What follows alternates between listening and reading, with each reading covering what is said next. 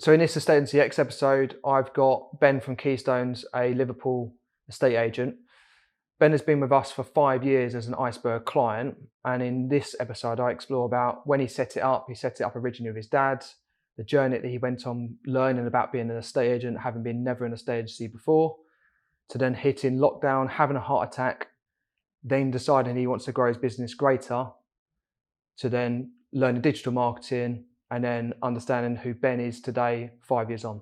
So Ben, welcome to the show. Thanks very much, Rob. Thanks for coming down from all the way north of England down to studios in London. So I wanted to get you on the program today, and for like the people either watching or listening out on this podcast, about quite an interesting journey you've especially been with us since the last sort of 5 years, and also almost how you got into agency. So we'll come back to the 5 years of evolution with Iceberg and what that's been like for you over that period of time. But just for the listeners out there, like, who is Ben and how did you get into agency? Like, where did that start for you? I was working for a company in Chester called Triangle Mortgages, driving all throughout the UK, doing mortgage appointments, seeing these guys driving around in big Range Rovers, the three bosses there, and I thought, you know what, I need to do something myself. I can't be working for other people any longer. So I decided that what I was going to do originally was open a mortgage brokerage within the town that I live, and try and sort of tout business off the other estate agents. But when I spoke to my mum and dad, my dad was previously been an estate agency and had his own business. So I thought to myself, after speaking to them, they encouraged me to go down the route of opening an estate agency and a mortgage brokerage and sort of combining the two. So 2007, myself and my dad reopened Keystone, because that was what it was called previously in the mid-90s, when he'd had sort of 4 or 5 years of good success. And it was born from there on in, really. My dad stayed with me for the first few years, got me going. I'd had no previous experience in agency. He sort of taught me in those first 2 years or so, and then I got to the point where I thought I knew more than him, and sort of rolled with it, wanted to put my own ideas into it. And then in 2014, he retired, and it's just been my baby since then. But my mum came into the business in 2014. I think they just wanted to keep an eye on me, and it's just evolved from there, to be honest. So mortgage side to it, how long were you a mortgage broker, or how long were you in mortgages before you set up that? It was about 3 years in mortgages. I'd been involved with the company previously with another company that I'd done, a marketing company, where we were selling leads to that particular company. But then I sort of went into being a mortgage advisor with them and employed by them. And that's how it sort of started, really. And your dad, obviously, from that first few years, probably acting as a mentor to you. Yeah. Of like, yeah. This is how an offer works. Like, yeah. This is what sales progression actually does look like. It's not as easy as you probably think it is. So what was his background before? Like you said previously, before he had Keystones as originally a brokerage, or a mortgage was it an estate agency? He was an estate agent primarily. And then, so how long had he been in the industry for? Well, he'd worked for various companies, but in total, he'd been in the industry for around about 15 years. He'd had quite a bit of experience. He was well known in the area, and this is why we sort of reopened it as Keystone, because I thought, well, that's quite a well-known brand already. It had been sort of closed for best part of 10 years before we reopened, but there was a lot of people in the area that had a good experience with me dad previously. So I thought, well, let's open it back up as Keystone. They were against it to start with, but I thought that would work. We sort of rebranded it. obviously the logo's evolved since then, but yeah, that's how we started off really. And what did your dad teach you the most?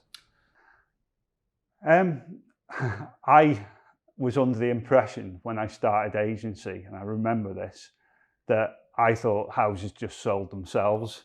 How wrong was I? Yeah. And he said straight away, no, you got it all wrong.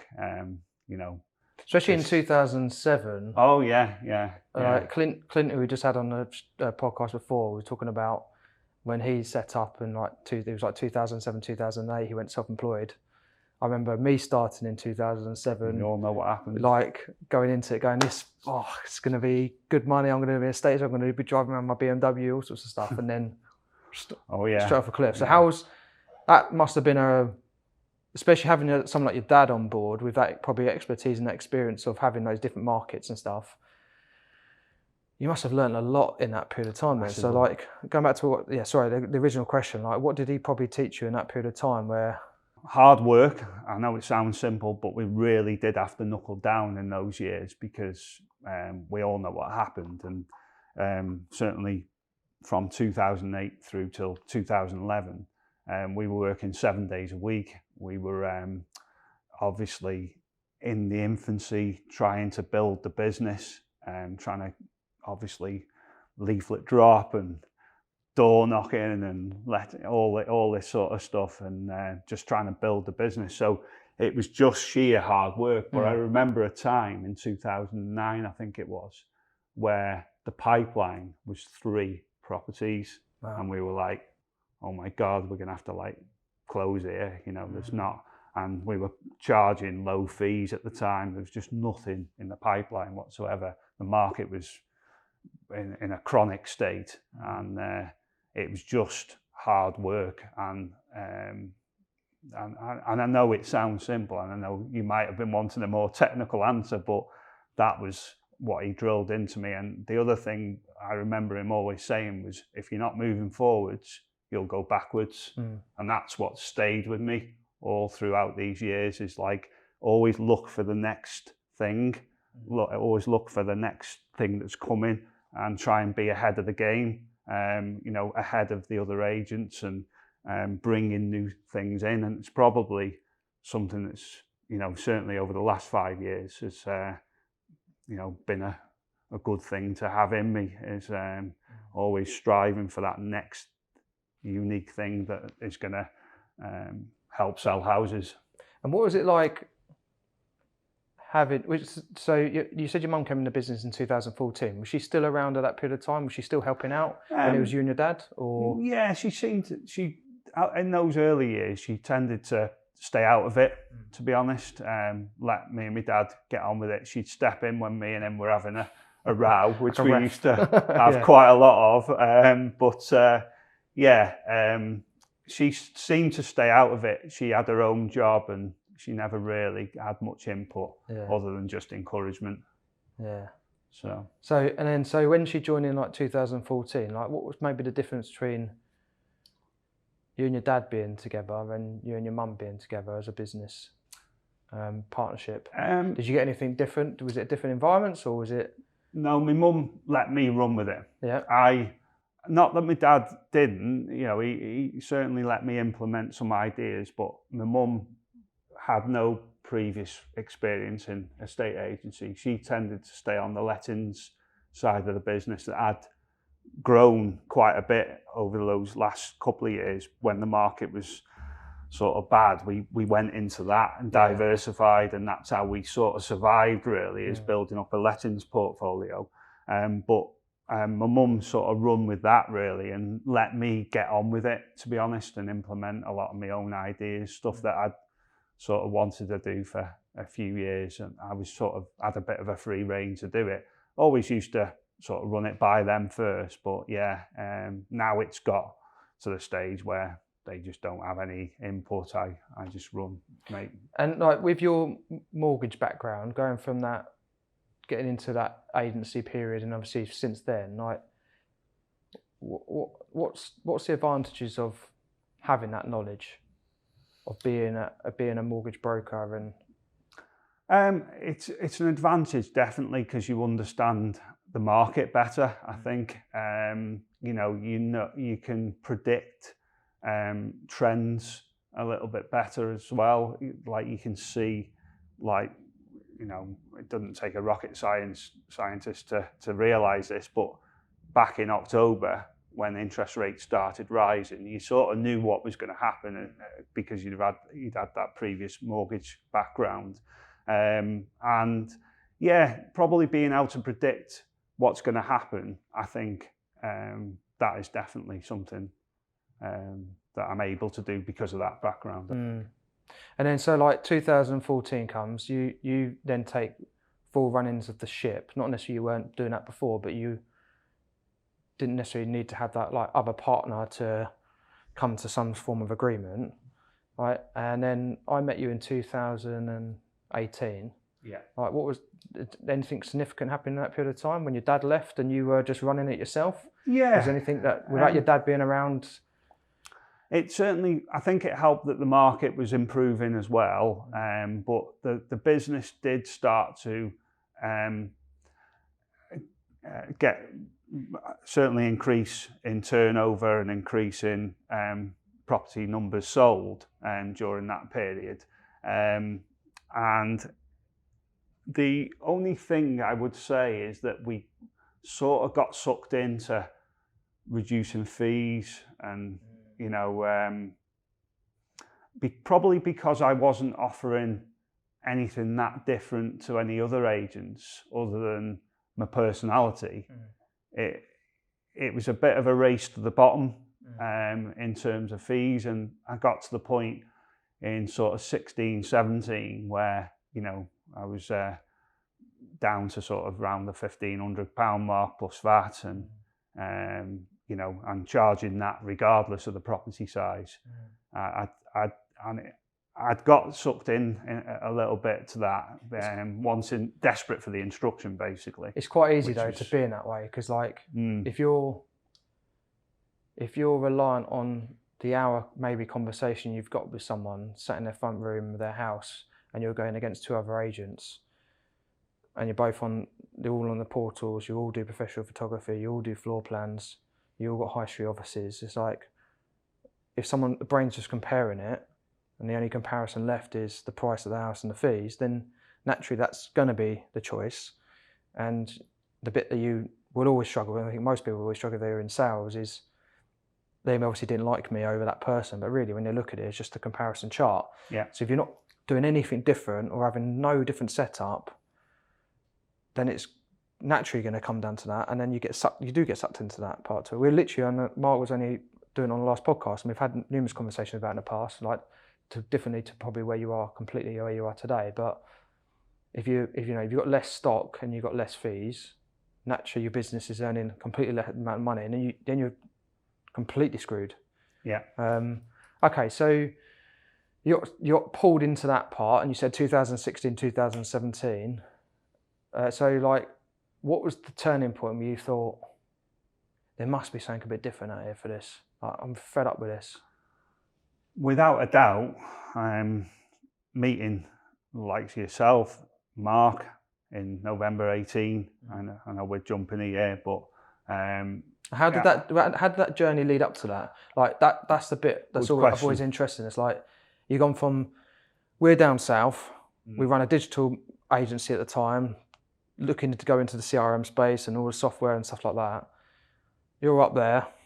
You said you previously door knocked, leaflet dropped, ran into the bottom of the fees. Like, how did that?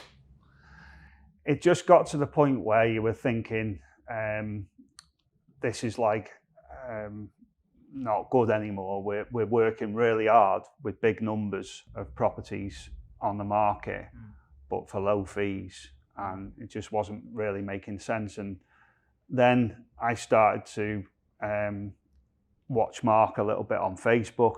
Obviously, he knows how to put the right content in front of the right people, and was really impressed.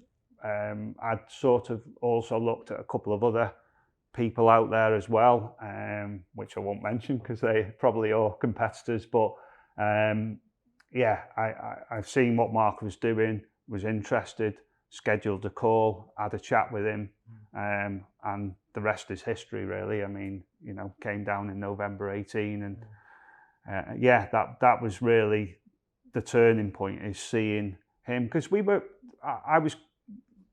I paint a picture that I wasn't happy. I was quite happy. I was like quite settled. We were earning pretty good money. It was all toddling along quite nicely. But once I'd started to speak to Mark, yourself, and come down and see what Iceberg was all about, I was like, there's something more to this. And especially what your dad was saying, your dad said about always that one step forward. Yes. Like, yes. if you got to that position and you're Yeah. thinking, we're quite happy here, but we're having to do a lot just to do this. Yes. There must be one step forward in doing Exactly. this Exactly. with less properties and earning better fees from this. So, and that's where we, like, you know, we were sat on that table, and the story the reason I wanted to get you on here is a story that, you know, we've had a 5-year relationship in different ways, really. Like that in 2018 November, I was sat across the table with you, literally opposite, weren't we, each other in the 8 Club, and I was an agent, and we were contemplating. I think I was going to like the silver package that Iceberg originally had, and you were coming down. I think you were on like the bronze. Yeah. You're looking to sign up to the beta originally part to it. And the person you are today and the person I speak to is a completely different person I remember from those days. Like you were quite a rat. You don't care me saying, you're a bit like a rabbit in the headlights. Like, what the hell is this new digital way of doing stuff? I'm a bit confused with Facebook ads, Google ads, or what's marketing automation and all sorts of stuff. So, but you were fair play though. You just jumped into it, and you were like openly explored with question after question after question until you going, now I understand this, and now I can work on this, and what's the next step after that? So the 2 years we had that period of time, you had bait, and I remember then obviously I came on board as under Iceberg, and I was doing that trip, and then I remember meeting you back in, I think it was 2020, when late 2019, early 2020, just before the pandemic hit, and I remember meeting in the 8 Club again. I think we were next to the restaurant room, and you were contemplating from there, going from the bronze package into silver, and you knew we're about to launch Lifecycle. So tell me about that journey of even those first few years of like just being a part of Iceberg. Like, what did you learn from that period of time, even before Lifecycle was around? Like nurturing people and it was that was the main thing, is like that, entering that sort of digital world, and you know, this is something that I'd never really been part of before, and it was really interesting. We were looking at, like, with the bait tool, like I say, nurturing people, and that was starting to work quite well. Previously, we tried to do it with like MailChimp and stuff like that, but it was, I delved a little bit into it, but you know, once I'd sort of come in to the Iceberg model, you know, it really opened my eyes, and did that for a couple of years until Lifecycle launched. And even at that point, there was a jump up in pricing. Yeah. And I remember us having those conversations still, like just talking about fees. Vaguely remember us in that room, you were talking about low fees still, and you were still in that competitive market. And that was what, 4 years later, still in that market, you were talking about, I need to get the higher fees. And Mark was saying to you, just charge more. And you're like, no, we can't do that. It's all competitive and so on and so forth. And like that was even in early 2020.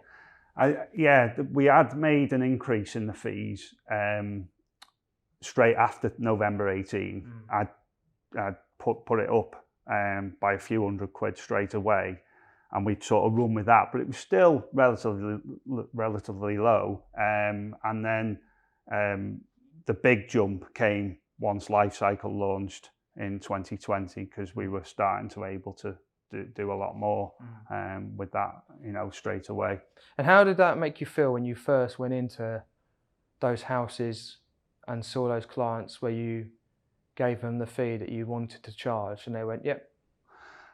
Yeah, it was quite easy, to be honest, because I think it's all about showing value, and I had some mentoring off Mark, and you're talking to the likes of yourself, and I'd worked out a nice sort of thing, a few nice things to say to the client, but also bringing in,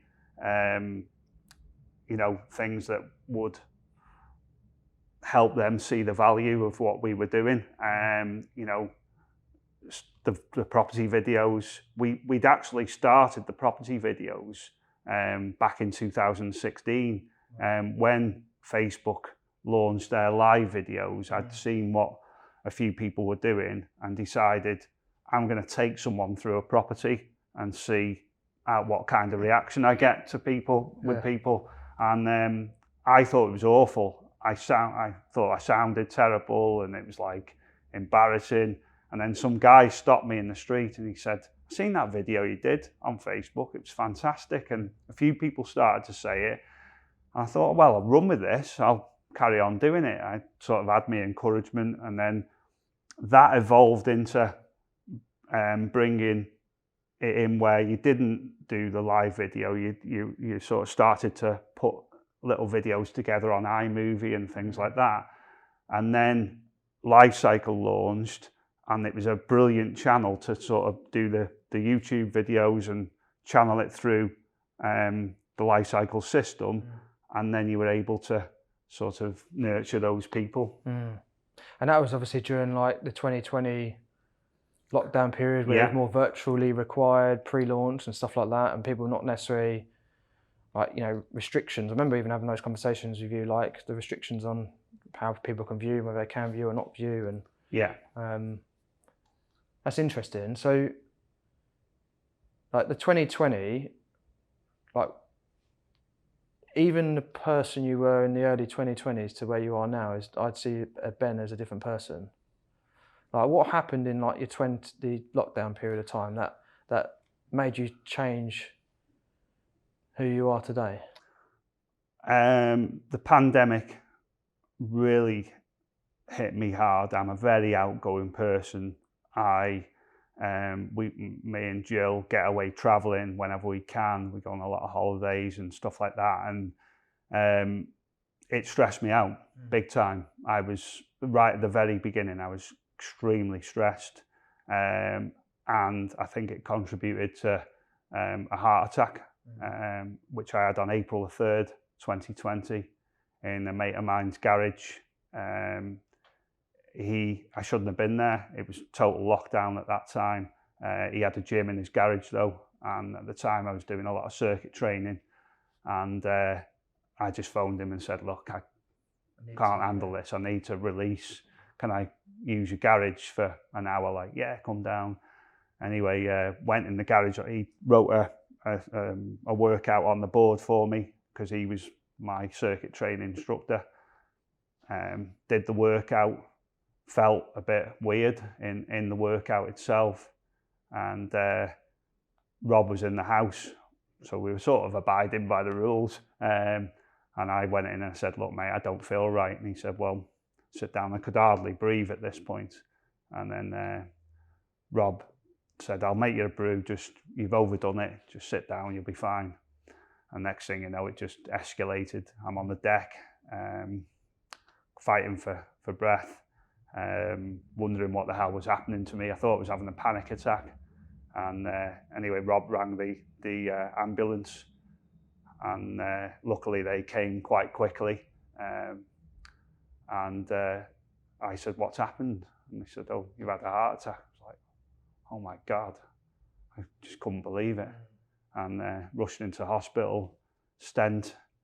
And then it was about, then taking it easy, which I found really hard to do, because you've got a business and you're worried about it, but I just had to look after my health, and that was a big turning point in my life, and that was when things really got interesting, to be honest. And it sounds really weird, but I'm kind of glad it happened, because it just like a bolt of lightning through me, and now you're right, I am a different person.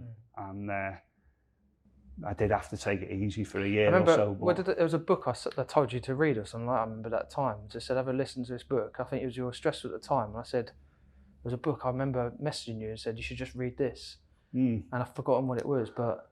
Well, I know I read The Fear Bubble. Yeah, that was The Fear Bubble, yeah, at Middleton, yeah. At Middleton. And I said, you Fantastic read that one, book. you came back and you were like, yes, this has changed my... Because I remember at the time, having known you long enough then, I knew that it was the striving of the stresses of the fears of what could happen next, what could happen next. And I thought, I was literally just read that book and I thought, great recommendation. Ben's got to read this because it will stop him the fear and jump into like, let's go for it. Yeah. So like, how long was your recovery for that period of time before you got back into actually stepping back into work? Or and was that, how much of it was probably Jill saying like? Well, the doctors recommended sort of, I think it was 8 weeks or something. Don't do anything, sit at home and all the rest of it. That's not me. I was, believe it or not, back down the office after 2 weeks. And I was back out running, albeit jogging, don't get me wrong. I wasn't stupid about it, but I was back out jogging after 4 weeks. And it's took a while, but I'm now back up to 5K every morning. Nice. Which is just, don't go crazy. It's like steady and consistency, mate. Though. Consistency, yeah. And it sets you up for the day. Get home, started doing what you recommended, the old cold shower, and it just, you're like ready for the day, aren't you? Definitely. Let's go. So that transition from like the 2020 taking life cycle, taking that leap of faith, having that happen to you, like still there's more to who you are now than where you were even in that period of time. Like even the conversations I had even the last year or so with you, you're like, I'm speaking to someone about Facebook ads and I've looked out how like the Facebook ads weren't working, so I've worked out this bit and I've changed this and it's now starting to come through, and like a whole different conversation I'd probably have with most estate agents. Most people would say to me, I don't know why that has happened. I need to speak to the guy who's doing it for me. So like, what, from someone who probably, it was a bit foreign to you in the early years, even probably even a couple of years ago, like what was your first, like you were taking life cycle and then you realised actually, it's not just about the business for now and my old database. I want to start building people. I want to find people. I want to nurture people way before they're even looking to move. Like, what was your early stages of that? Like, how did you start to explore that? What was that like? How did you even get into the bit where you started to actually learn it yourself? Well, I worked out that every business needs like a lead generation tool of some sort, and the obvious one with estate agency is an instant valuation tool. And I went out, I sort of thought, right, I need to do this, and I generated an advert just off my own back, like without any help from anyone to start with, which was working okay, but it wasn't great. I wasn't really spending enough, to be honest. And then I started speaking to Paul Long, who we both know. And what was that, just for listeners or watchers out there, like what was okay in the form of how many leads was that roughly? And talk about the money side to it, because that's the biggest conversation. I had a client I was only speaking to last week with, and they were trying to hit central London, and they said, this is not working, Facebook ads is crap. And I said, how much are you spending? And they went, we've got 4 ads, £50 a pop, 2 are landlords, 2 are sales. So I said, it's 50 quid a month just for the sales adverts, for an instant valuation ads. I was like, your average fee that you would sell a house in that area is like 12.5 grand minimum. Like, that's a minimum price going upwards. I said, and you're trying to say you want to sell about six a month.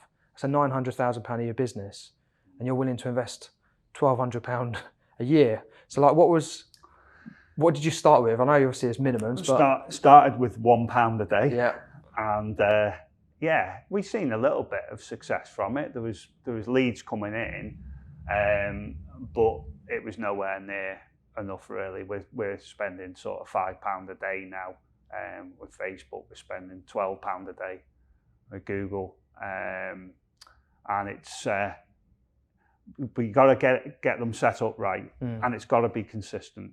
There's no good trying this for a couple of months.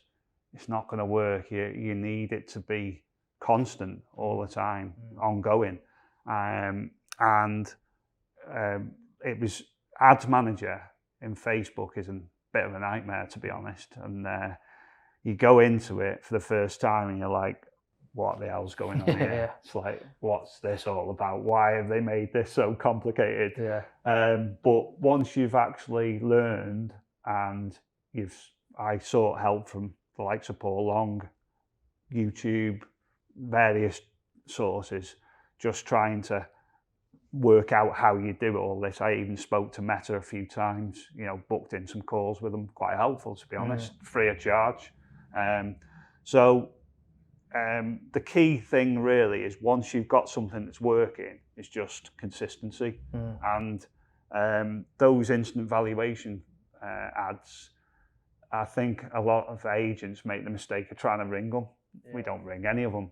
The odd one comes through saying they've requested a face-to-face, and obviously we'll ring them, but the vast majority we don't touch. It's just bringing them in. And that was really interesting, because I remember you saying only a couple of months ago, saying, I come to this revelation and I think we shouldn't be doing this. Like, probably in the early stages, were you trying to call them? Yes. Yeah. And then when did you realise, because a lot of agents say, Clint on the other one, he said, literally I was having someone on Google Ads, and he said, I've been helping this agent, I got 300 instant valuations in 2 months, and they called them and said, yeah, they're all right, we've called them, we've only got a couple through, the rest are not ready for yet, so we're going to turn it off. And Clint's like, you got 300 instant valuations in, and you want to turn it off? It's like, yeah, because they're not moving. So where did that mindset change go from instant valuations aren't people who want to move now, instant valuations are trying to find people who are looking to move, and then it's our job to then try and nurture them? Without a doubt, that's what it is. It's like the start of, you think about it, if you've got to put yourself in the vendor's shoes, the first thing they think of when they want to when they're thinking, maybe we'll put our house on the market, type into Google, what's my house worth? That's probably the first thing that you do. If you had no clue, if you were like a caveman, that's probably what, and you knew what Google was, you'd probably type in, what's my cave worth? So, and that's how the start of the journey is. But you don't want an agent calling you at that point. That's going to be probably 6 months down the line. It might even be a year down the line. It doesn't matter when it is. But if you can slowly nurture that person with a drip campaign, obviously the email nurturing system that Lifecycle does, agents will probably think, they won't open the emails and all the rest of it. If they're interested and you make that content, you stand out, they will open it. And even if they don't, they will when they're ready, and you've just got to slowly bring them round. And if you become the agent that they're being helped by throughout those 5 or 6 months, who do you think they're going to call when they're ready to go? It's quite interesting, because I've seen it, especially when I've got access to hundreds of agents' accounts across the UK. You'd have an instant valuation, nothing happens for 6 months, a year. Nothing. No. And if you were on maybe a different service where they had a quick, short drip campaign that goes out, that some suppliers offer out there, you'd think that's just useless. That's a waste of money. But then all of a sudden you see their journey is starting to come ahead. They've decided they're going to look to move now, and like you said, all of a sudden that content they start to read and open it up, and then you see the market appraisal booked, and then they go on instruction, and I see it trying to talk to other people about it. It's just sometimes just speaking a complete foreign language to them, because most of them are thinking I just need business for now. It works, is all I can say. And it's a hard one to really there is a way in Lifecycle to see where that person started the journey, don't get me wrong, but it's hard sitting there in an agency because it is a bit of a lonely existence sometimes. You've got no one to bounce off or whatever. And, you know, if those aren't turning into business straight away, it's easy to think that it's not working, but this is the long game. That's the key thing. You're playing the long game, and it might take a couple of years before it really starts to work properly, but you just got to stick at it. It's and remember, it's not you or Mark or Life Cycle saying pay £4 a day to Facebook. Facebook are getting the money, but you're telling people that's what you got to do, and you have, and in the end it starts to work. You're not actually benefit from it, but so if only. People got to remember Yeah. that's the case, and these guys are telling you that is what you need to do because it's the truth, and it's a constant long game. But then go back to like you're saying about like, you know, you now run 5K a day and you like to do that consistently. Yeah. Like, again, it's just those things where, and like you said, long-term mindset, not just short-term. It's very easy for people to go, I'm going to go into it, but they need to have some sort of rituals and disciplines each day that they do outside of their business that impacts their business, that they go, right, I need to make sure like every day I do this piece of content, or I do this piece of content a week, or I make sure I contact this, I make sure I do my ads, I'm reviewing my ads and making sure leads are coming in. And I think everyone always looks for that silver bullet, and I have so many clients who try and keep saying to me, what can you give me some content that an agent's had that's got them loads of valuations? I was like, no, like what I can do is I can give you agents who you can go and look at and see that every week or every day they're consistently putting stuff out there. Here's their blog page, you can go and look at that stuff. Don't copy it. But that's like the key to consistency, because I always said like the airport analogy where like there's always going to be a continuous flight of people going out there, short-term, long-haul flights, skiing holidays, summer holidays. There's always a flow of people on different journeys. So your job as an agency is act like an airport.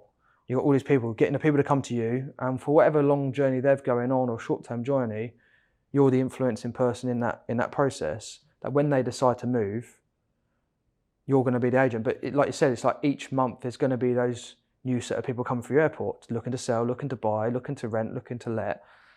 And if you think about it short term, or like what's going to happen over the next month, rather than just applying it like every month, it's going to be like that. And it's going to be going like until like I've decided to sell up my business or it closes. Then you think about it completely different ways. Because like, you know, your leads now, you're not thinking about them for next month. You're just thinking like, they're people now I'm influencing. So when they decide to move, I've put content in front of them, and I'm influenced their decision that I'm going to be the agent of choice, not influencing them to move. So briefly before, you said about your fees, and you said you made that a slight adjustment. What's the adjustment you've been in the last few years with that? And how's that impacted you? Because I like the bit I love more than anything, it's not just you're a client of ours, etc. I've seen how it's impacted you and Jill as a family, and what you've like. I remember when you sent me a video, I think, of Jill getting a car for her birthday. Like I said to Kel, like this is the bit that I love the most out of what I do, because it's not just I'm a supplier doing a bit of coaching for people. It's like you're having an impact on people's lives. So like, what's that whole wrap up in the last, say, 5 years, increasing your fees, doing digital marketing, using a platform like Life Cycle? How's that impacted us as a family? And massively. I do always say this, and I've said it a few times, that I reckon that if I hadn't met yourself and Mark in November 18, my life would be different now.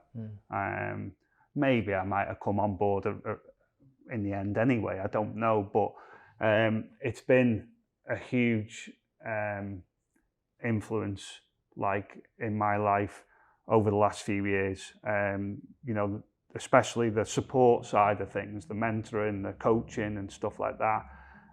But how it's impacted massively. Obviously, our whole life is different to what it used to be. We live in a beautiful property now, with land.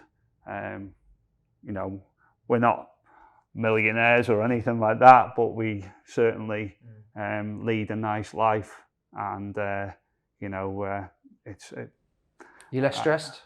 Yeah, definitely. Are you working? Learn to handle that side of things far better. I think putting yourself in those situations, like in the morning where I run, there's a massive hill that I've got to run, and I do it every morning, rain, sleet, sun, whatever the weather, and then do the old, like I mentioned before, the cold shower thing, and you're putting yourself in a bit of a stressful situation by doing all that. I think when you come across stressful situations in the workplace, then in the daytime, it's like easy. Yeah. It's like, well, this is easy compared to like standing under cold water for 2 minutes, or it's easy than running up that hill this morning. Yeah. And it doesn't ever get any different. You know what I mean? Like every time you get into a cold shower, even though like you get some sort of resilience, it's still that mindset shift going into it, still that mind shift getting underneath it and holding it. It doesn't. It's not your skin gets like leather that you can't feel it anymore. So I 100% agree with that. Like the moment I learned, yeah, same here. Like people say to me, "Oh yeah, cold shower." I was like, I still every morning you still have that battle to get and do that sort of stuff. Get yourself into those stressful environments that you don't want to do because you want to be comfortable. You want to probably lay in bed for a couple of 5 more minutes and just under the duvet and stuff like that. But 100%, like it changes your ability to tackle stuff throughout the day and approach those environments probably a bit different than maybe you've done before because you're not in panic mode anymore because you've already gone through that stress part to it. So that's brilliant. So like wrapping up, what would you say, Ben from 2018 to Ben today, like if for any of our listeners out there who are someone who doesn't do digital marketing, still doing leaflets and door knocking, doesn't really do anything marketing wise apart from the CRM and calling out people, like what you'd say your traditional estate years, like that Ben from maybe those years ago to Ben is today, like what would you say like your 3 top bits of advice you would say out to people out there who want to start on that journey? Well, certainly, if you don't move forwards, you'll start moving backwards, like what came from my dad originally. You definitely need to embrace that digital marketing culture because I think that the future of estate agencies, that's where it's at, there's no doubt. And probably my best advice is like, be open to learning, like open yourself up, keep an open mind, speak to the right people, whether that's with Lifecycle or, you know, another digital company that does a similar sort of thing, but just open yourself up to that learning and be vulnerable if you like. Don't think that the way you're doing it now is definitely the right way. You might have some success, but the future is without a shadow of a doubt digital marketing, and that's what I would be saying to Ben in 2018, saying, look, listen to these guys, do this, because it's the way forward without a doubt. And where would you say someone, like, off the back of that, where would you say someone, if someone wanted to say start tomorrow, it's not just like clarifying digital marketing, it's not just I'm going to use Facebook and just do some posts. Like, where would you take those first steps if you're going, right, I want to get into digital marketing, like I've got no experience in it. Like, would you do it like you did before, where you trialed it yourself, or would you trial it yourself and get someone else on board, or would you, like, what would you recommend someone if they were, like, again, Ben 2018, what you've learned from that, like, would you do anything differently, or would you, like, you know, Paul Long, for example, you said recommended Paul Long. I did it myself, used £1 a day, and then I met Paul Long. Like, would you have rather met Paul Long earlier? Yes, without a doubt. Like, and Google Ads and stuff like that? Yeah. likes of Clint, Yeah. brilliant, Google Clint. Yeah. But certainly Paul is fantastic. He runs a boot camp. I wish I'd done that, to be honest, because that boot camp is absolutely brilliant. I think he charges about 90 quid or something for it. Superb. And that sort of teaches you everything you need to know. But I did it the sort of long way round, really, with him. The poor long way round. But it was still useful. Don't get me wrong, the one-to-ones are fantastic if you don't mind spending a few quid. But his boot camp's fantastic. I did that after I'd done a lot of the one-to-ones with him, and it was really good. But yeah, that's what I would do. I think that if you're not an expert in something, you need to go and talk to an expert in it. I think that's the thing is seek knowledge from people that are better than you at that particular.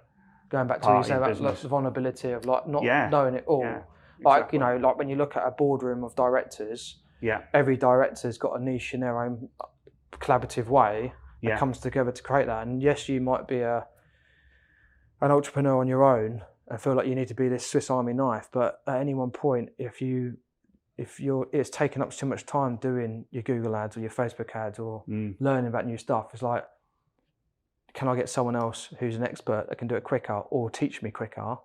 That yes, it might cost me something, but it's going to save me a lot more time that I'm wasting trying to do it myself.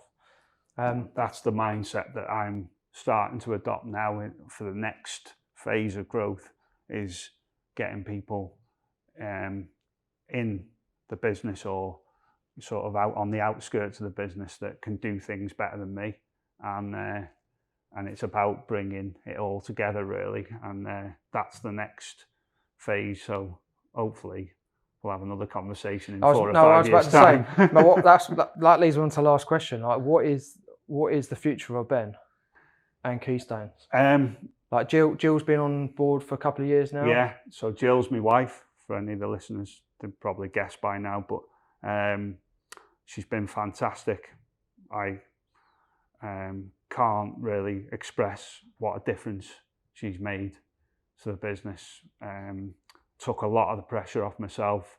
I was trying to do it all, and she certainly eased the load without a shadow of a doubt. And she's, we talk about having a visionary in the business and like an operator, an integrator, an operator, and certainly Jill's that. I'm the visionary, and she gets the shit done. So she gets all the stress, and I just sort of let her get on with it really now. So the future,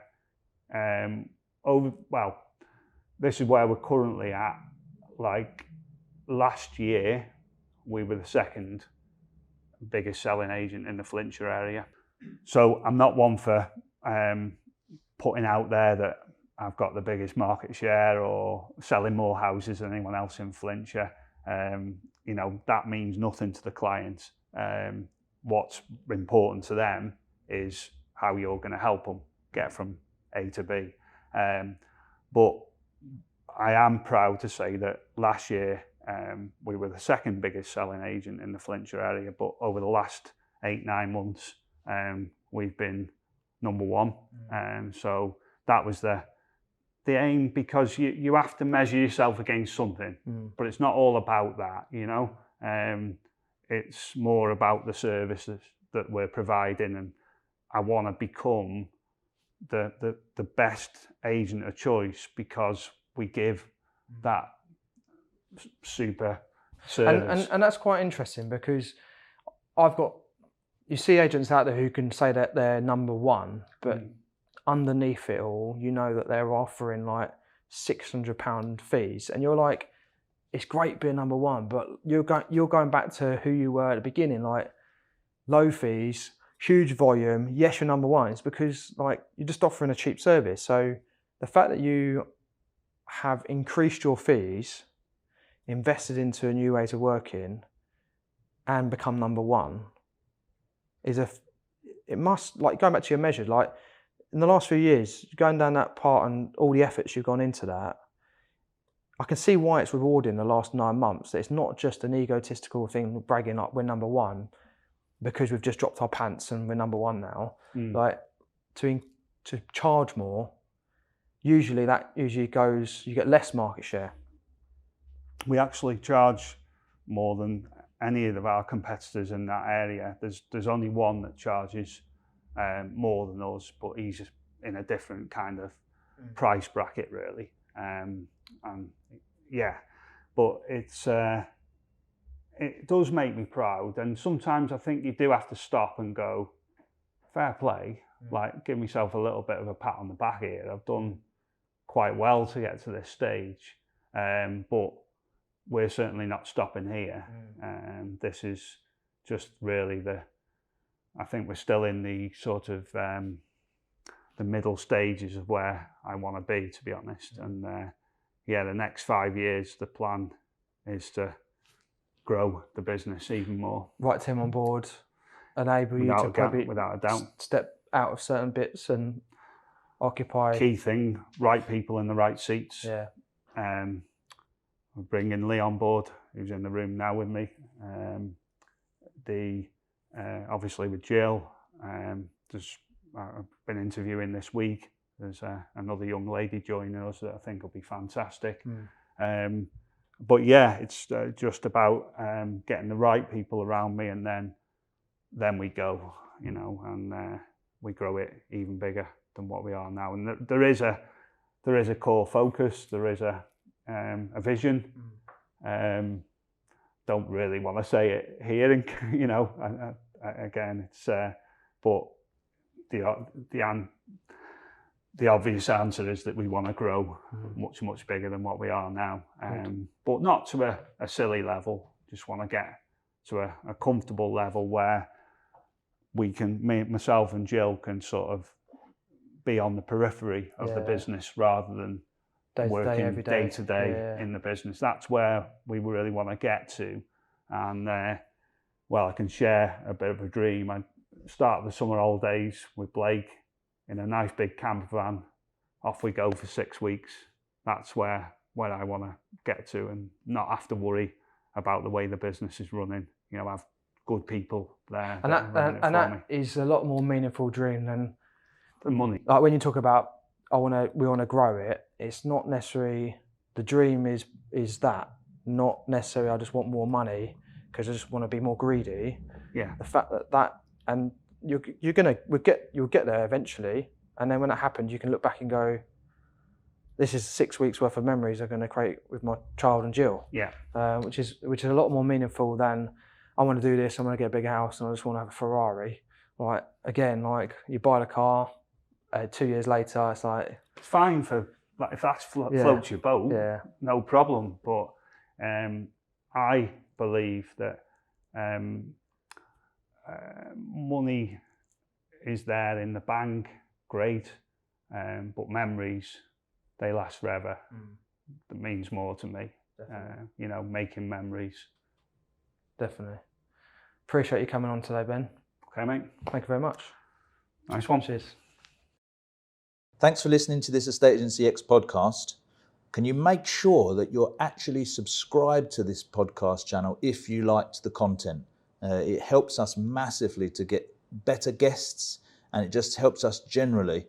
So you might think you're subscribed, but just have a double check whatever your podcast platform of preference is, that you're actually subscribed, and then that way we can continue to grow the channel and get better and better guests for you.